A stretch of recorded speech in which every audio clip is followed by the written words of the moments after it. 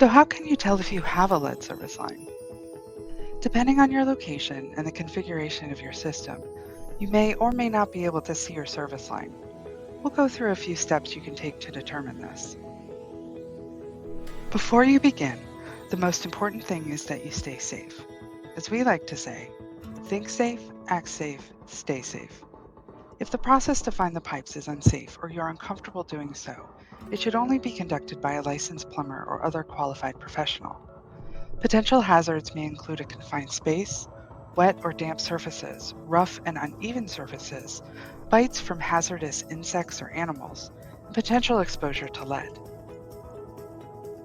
You may need to gather and use items depending on the location of your service line, including a flashlight, eye protection, knee pads, or boots, and/or a hard hat or bump cap to protect your head if you need to enter an area with a low ceiling. You'll also want to bring a magnet and a flathead screwdriver or other similar sharp object.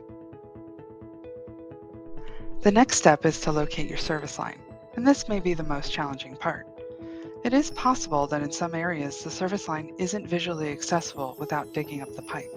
If that's the case, we still ask you to complete as much of the survey as you're able to.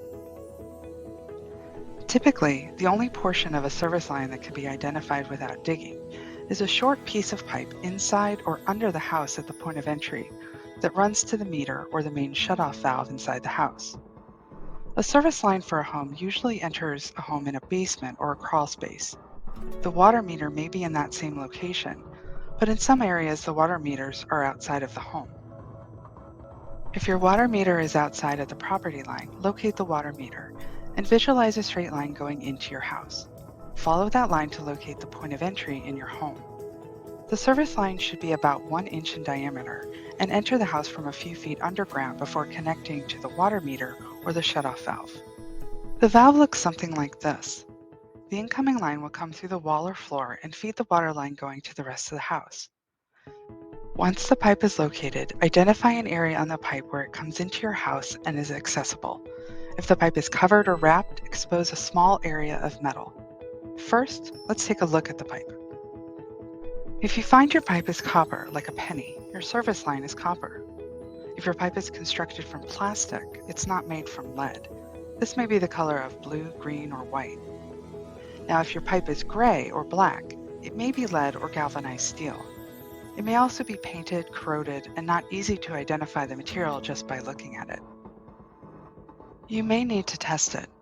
If the pipe is painted or corrosive, you can take a sharp object like the flat head of a screwdriver to scratch through any corrosion that may have built up on the outside of the pipe. If the scraped area is copper in color, like a penny, your service line is copper. If the scraped area is shiny and silver, your service line may be lead. The metal will appear soft around the scratched area. If the scraped area remains a dull gray, your service line is probably galvanized steel or another type of steel. Lead and galvanized pipes can be harder to tell apart because they are both gray. The easiest way to tell the lead pipe from the galvanized one is with a magnet. If the pipe is gray or a dark color, and a magnet does stick to the service line is most likely galvanized steel.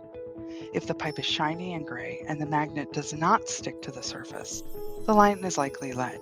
Lead is soft and may flake off easily. Copper looks like a penny and a magnet does not stick to it. If you're still unsure, a lead swap kit can be purchased from online retailers or your local hardware store. Be sure to get one that is made for pipes, as some are only designed for paint or other materials. Once the test is completed, you can take a picture of the results and send it in with your survey to the water company.